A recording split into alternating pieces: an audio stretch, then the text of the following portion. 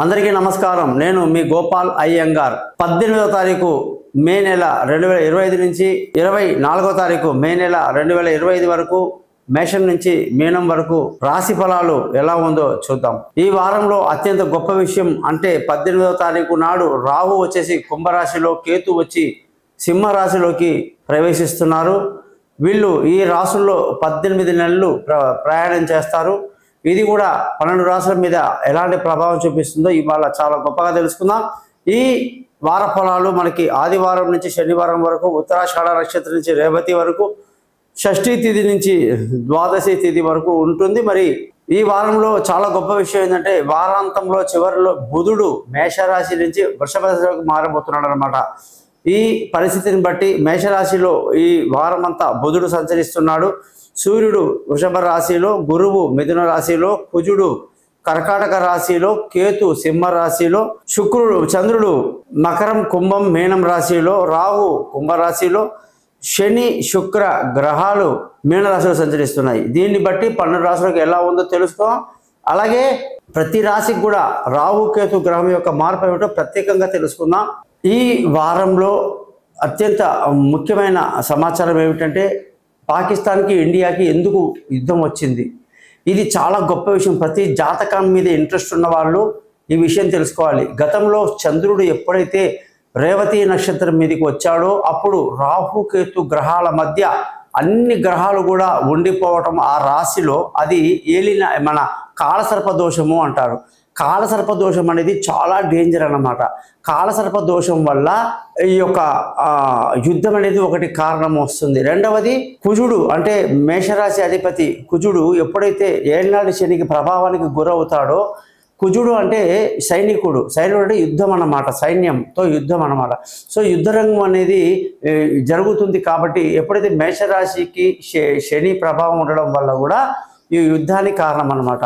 అలాగే ఎప్పుడైతే రేవతి నక్షత్రం నుంచి చంద్రుడు ప్రయాణం చేస్తూ అన్ని గ్రహాలు కూడా రాహుకేతు మధ్యలో ఉండిపోవడం భయానకమైన వాతావరణాన్ని, యుద్ధ వాతావరణాన్ని, అనేక రకాల ఇబ్బందుల్ని దేశంలో కల్పించింది. ఎప్పుడైతే చంద్రుడు కన్యారాశి దాటేసి అంటే ఏళ్ళనాటి కాలసర్ప దోషాన్ని దాటేసి తులారాశిలోకి రావటం వల్ల వాళ్ళే ఫోన్ చేసేసి మేము యుద్ధం విరమిస్తున్నాం, మాకు అక్కర్లేదు అని చెప్పడం అనేది కూడా ఈ యొక్క చంద్రుడి యొక్క మూమెంట్ అన్నమాట, కన్యా నుంచి తులాకి రావటం. సో ఈ యుద్ధం ఇప్పటితో ఆగదు, ఇంకా కొంత టైం పడుతుంది.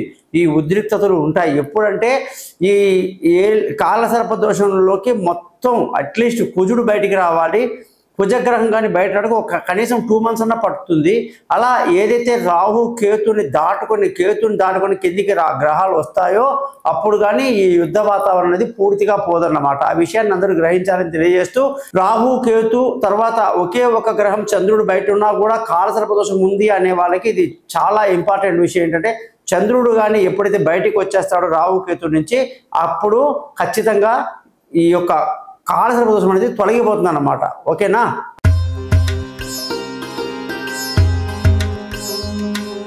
కర్కాటక రాశి వాళ్ళకి 18వ తారీఖు మే నెల 2025 నుంచి 24వ తారీఖు మే నెల 25 వరకు వార ఫలం ఎలా ఉందో ఈరోజు చూద్దాం. కర్కాటక రాశికి అధిపతి చంద్రుడు. ఈ రాశికి రాహు అష్టమంలోకి వచ్చేసాడు, కేతువు ద్వితీయంలోకి వచ్చేసాడు. ఇది కొంచెం ఇబ్బందికరమైన పరిస్థితి కర్కాటక రాశి వాళ్ళకి. ఇప్పటిదాకా అష్టమ శని అని బాధపడుతూ ఉన్న మనకి అష్టమ రాహు వచ్చాడు. ఎవరు? శని యొక్క ఛాయాగ్రహం అన్నమాట. రాహు అంటే శని ఇచ్చిన ఫలితాలే ఇస్తాడు. వాహనాలు నడిపేటప్పుడు చాలా జాగ్రత్తగా ఉండాలి. అపాయాలు, ఆపరేషన్లు, సర్జరీలు, దెబ్బ తగలడం, అనుకోని యాక్సిడెంట్లు, అన్ని రకాలుగా కూడా అష్టమ రాహు వల్ల కొంచెం ఇబ్బందికరంగా ఉంటుంది. కాబట్టి కర్కాటక రాశి వాళ్ళు ఇలాంటి విషయాల్లో చాలా జాగ్రత్తగా నన్ను కాంటాక్ట్ చేయండి. మీ జాతకాన్ని కూడా బట్టి చూసి చెప్పడం జరుగుతుంది అన్నమాట. ముఖ్యంగా ధనస్థానంలోకి కేతు రావడం వల్ల డబ్బు విపరీతంగా ఖర్చు అవ్వటం, కుటుంబ మనశ్శాంతి కొంచెం తగ్గడం, పిల్లల చదువులో కొంచెం నెగిటివిటీ అవన్నీ కనబడతాయి అన్నమాట కర్కాటక రాశి వాళ్ళకి. కాబట్టి ఇలాంటి విషయాలన్నీ కూడా మనం జాగ్రత్తగా పరిశీలన చేసి ముందుకెళ్ళాలి. ముఖ్యంగా కర్కాటక రాశి వాళ్ళకి ఈ వారంలో అనేక శుభాలు జరగబోతున్నాయి. అంటే చంద్రుడు బాగున్నాడు, మానసికంగా చంద్రుడి స్థితిని బట్టి బాగుంది అని చెప్పాలి. ముఖ్యంగా బుధ గురువారాల్లో కొంచెం జాగ్రత్తలు తీసుకుంటూ ఉండాలి ఈ రాశి వాళ్ళు. ఎందుకంటే అప్పుడు రాహు కూడా అక్కడే ఉన్నాడు, చంద్రుడు కూడా రాహుతో కలిసి ఉన్నాడు. కాబట్టి ఆ టైంలో బుధ గురువారాలకు జాగ్రత్తగా ఉంటే మంచిది. తర్వాత శుక్రవారం నుంచి బాగానే ఉంది, మానసిక ఒత్తిడి ఏముండదు, విందులు వినోదాల్లో పాల్గొనడం, సంతోషంగా ఆనందంగా గడపడం జరుగుతూ ఉంది. ధనస్థానానికి ముఖ్యంగా సూర్యుడు అధిపతి కాబట్టి 11వ ఇంట్లో సూర్యుడు ఉన్నాడు, డబ్బు బాగా ఇస్తున్నాడు. కానీ కేతు దాన్ని వృధాగా ఖర్చు పెట్టిస్తున్నాడు అనమాట. కాబట్టి కుటుంబ సంతోషాన్ని సూర్యుడు ఇస్తుంటే అది కాస్త చిన్నగా ఇబ్బంది పెడుతున్నాడు కేతు అన్నమాట. సో అన్ని రకాలుగా జాగ్రత్తగా ఉండాలి. ముఖ్యంగా బంధువులతో స్నేహితులతో విందులు వినోదాల్లో పాల్గొనాలన్నా ఏం చేయాలన్నా కూడా అనుకూలంగానే ఉంది, పెద్ద ఇబ్బంది ఏం లేదు, జాగ్రత్తగా ఉంటే సరిపోతుంది. అలాగే ఈ రాశి వాళ్ళందరికీ కూడా విలువైన వస్తువులు, ఆస్తులు, భూములు అన్ని లావాదేవీలకి చాలా అనుకూలంగా ఉంది. గ్రహాలు అనుకూలంగా ఉన్నాయి కాబట్టి ముందుకెళ్ళొచ్చు. తల్లి ఆరోగ్యం కూడా ఆశీస్సులలో బాగుంటాయని చెప్పి కూడా నేను చెప్తున్నాను. ముఖ్యంగా సంతాన పరంగా చూసుకుంటే చాలా బాగుంది, పిల్లల ఎదుగుదల బాగుంది, వాళ్ళ డెవలప్మెంట్ బాగున్నాయి. విదేశాలకు వెళ్తాము, పైన చదువుకుంటామన్న వాళ్ళకి అనుకూలంగా ఉంది, తెలివైన నిర్ణయాలు తీసుకుంటారు, ప్రయాణాలు లాభదాయకంగా ఉందని కూడా ఈ రాశి వాళ్ళందరికీ మనం చెప్పాల్సి ఉంటుంది. ఈ రాశి వాళ్ళకి ఆరోగ్యపరమైన విషయాలకు వస్తే ఆరోగ్యపరంగా చాలా బాగుంది. గురువు ఎప్పుడైతే మనకు చాలా ఫేవరబుల్గా మిథున రాశిలోకి రావటం వల్ల కర్కాటక రాశిలో ఎవరైతే ఇన్ని రోజులు అనారోగ్యంతో బాధపడుతున్నారో ఖచ్చితంగా వాళ్ళకి మేలు జరుగుతుంది, సంపూర్ణ ఆరోగ్యం వస్తుంది, శత్రువులు మిత్రులు అవుతారు, అప్పుల బాధలన్నీ తీరుతాయని కూడా ఈ రాశి వాళ్ళకి మనం చెప్పాల్సి ఉంటుంది. సో ఈ రాశి వాళ్ళలో ముఖ్యంగా భార్యాభర్తల మధ్య అన్యోన్యత కొరకు మనం ఏదైతే అష్టమ శని కాస్త పక్కకి వెళ్ళిపోయినప్పటికీ రాహు రావటం వల్ల గతం కంటే బాగానే ఉంటుంది. గతంలో ఉన్న గొడవలు, ప్రాబ్లమ్స్ చాలా ఎక్కువ ఉన్నాయి కర్కాటక రాశి వాళ్ళకి, అవన్నీ బాగా తగ్గినాయి, ఇప్పుడు ఇబ్బంది లేదు. కానీ రాహు రావటం వల్ల మళ్ళీ కాస్త వెనకాలది కాస్త తోవటం కానీ, మళ్ళీ గతంలోకి వెళ్ళి మళ్ళీ పాత జ్ఞాపకాలు తెచ్చుకొని చిన్న గొడవలకి భార్యాభర్తల మధ్య ఎక్కువ అవకాశాలు ఉన్నాయి.